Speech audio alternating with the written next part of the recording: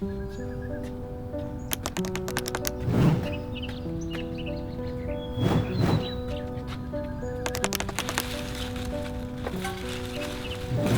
jungle begins.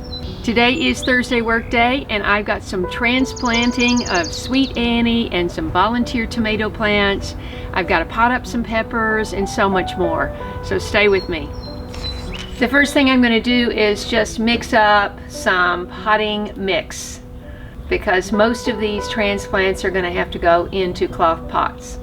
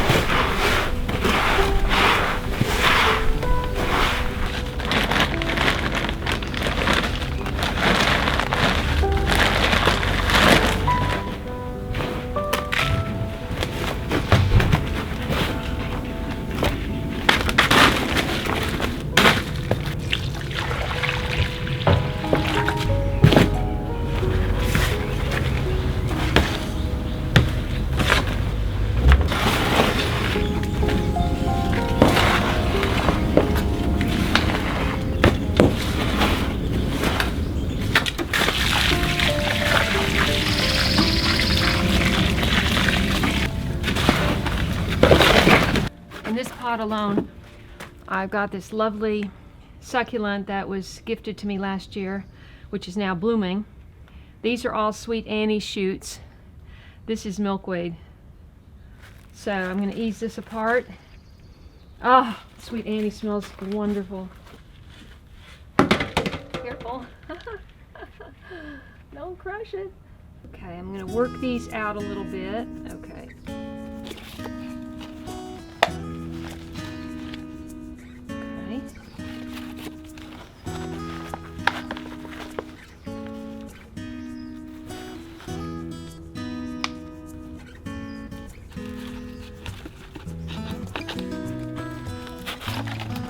The easiest way to grow sweet Annie is to let it self-seed.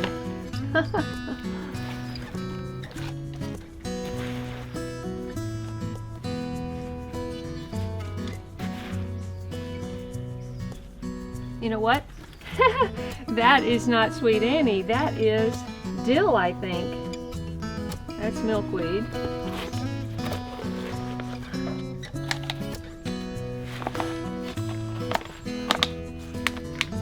Oh, my succulent's taking a beating. 2 more. Okay, this is going back in its pot.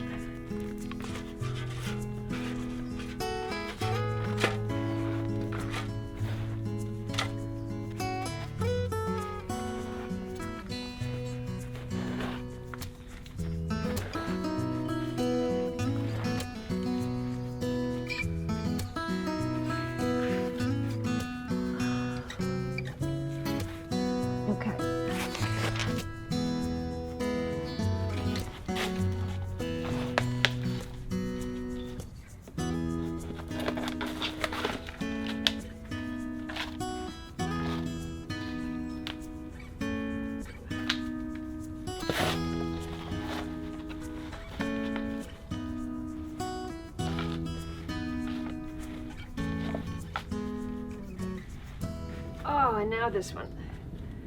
This has a psyllum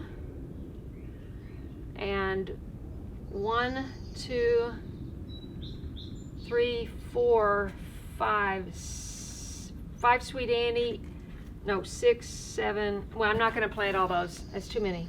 I'm just going to do the bigger ones.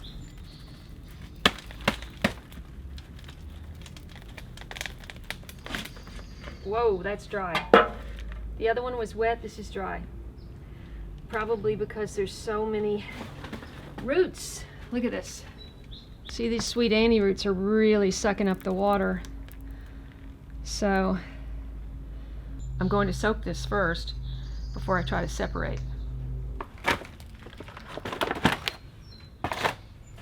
While those roots are soaking, I'm going to pot up my 2 pepper plants. And since there's already good soil in here, it just needs to be rebooted, I'm just going to add a little bit of this to a little bit of to these.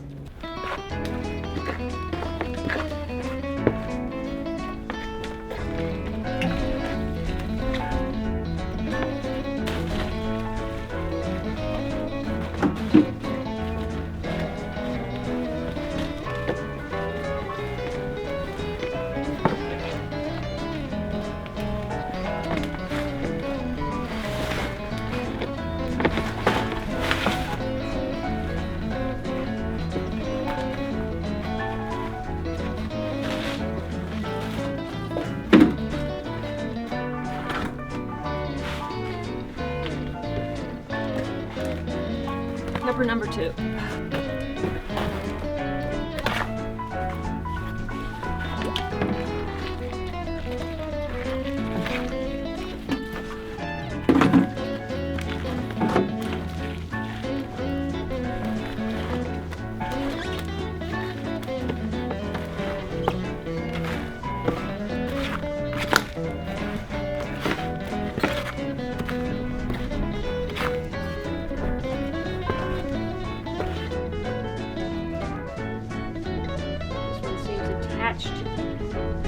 Succulent.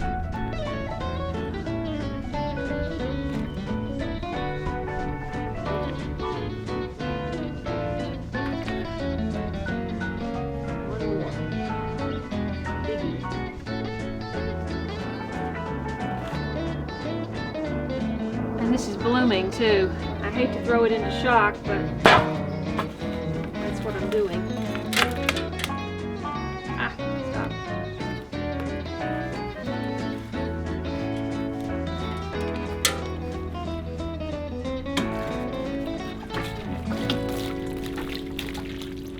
Give it a little bath.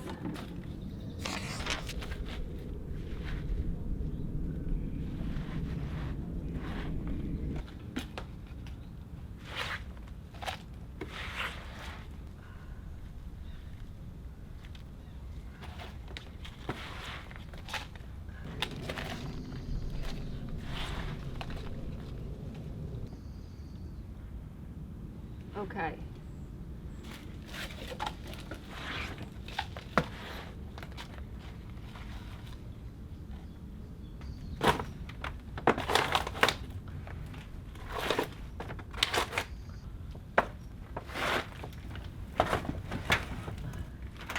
As you can see, these are starting to wilt, and I need to get them in the shade before the sun hits them.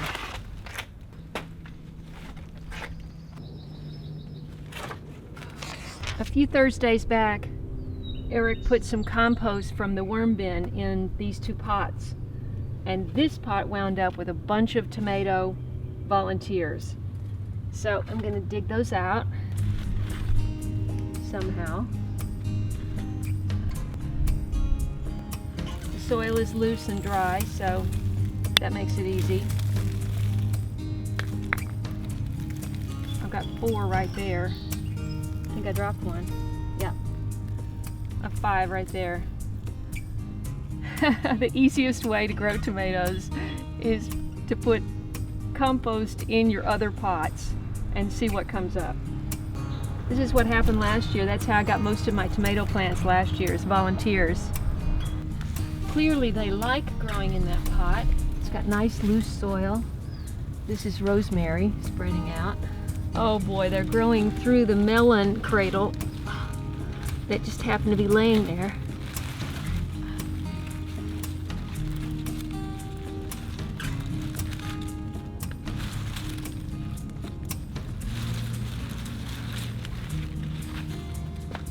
Okay, I'm going to try to get these potted up very quickly.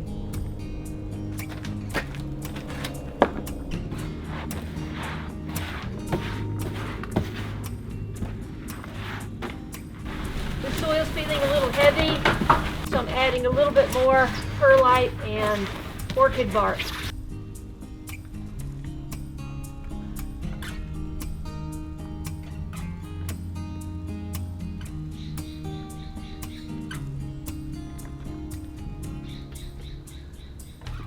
You have no idea how hard it is for me to not plant these out.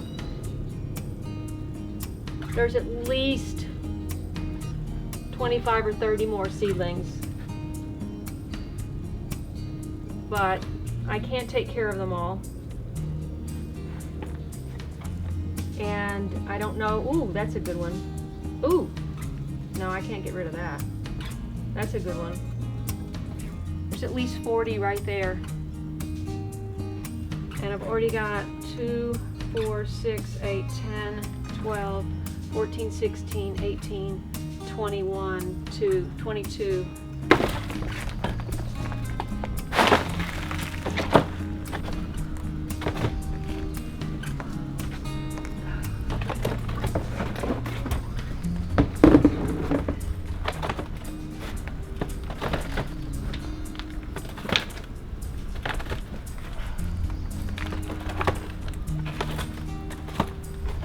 Perfect.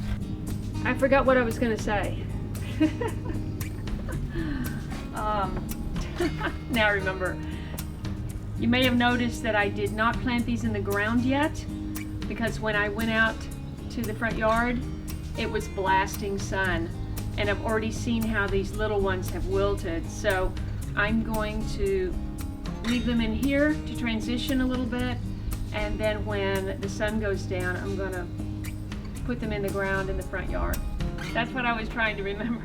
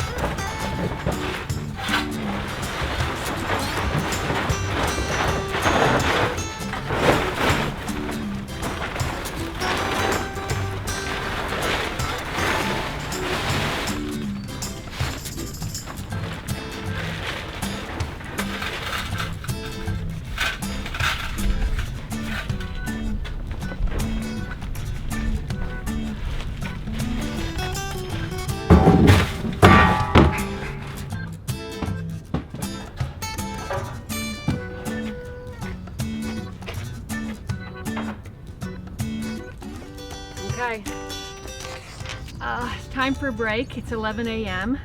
It is now hot. So I peeled off a layer. That's the only layer I'm peeling off. If you're wondering about Eric, he is fine.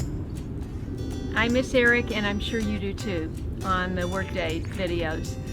But, you know, we have to be practical. He's got a family to feed, and he got a big job out in Malibu. So I just have to make do in the meantime. And you may be wondering why I'm planting so many plants today. If you don't pot up your volunteers, they'll perish because they can't all stay grouped together like that. So maybe I can sell a few. And Sweet Annie is a really kind of rare thing. You know, everybody's got tomato plants, but not everybody has Sweet Annie. And in my book, it's the sweetest smell in the garden. I mean, the garden looks completely different than it did when I started this morning. It's sunny and hot, the bees are out, everything looks like it's thriving. For now. You know, when I first started Late Bloomer, one of my LBLs, or late bloomer lessons, was be vigilant and be observant. This olive tree has 1,000,000 blooms on it. I am not kidding. I bet if you counted them, there would be at least 1,000,000. Many of them are on the ground, I just noticed. When I sat down here, I saw, wow, it looks like snow, which means olives are developing, and there will be no way to stop the olive fruit fly from injecting its little egg into those olives.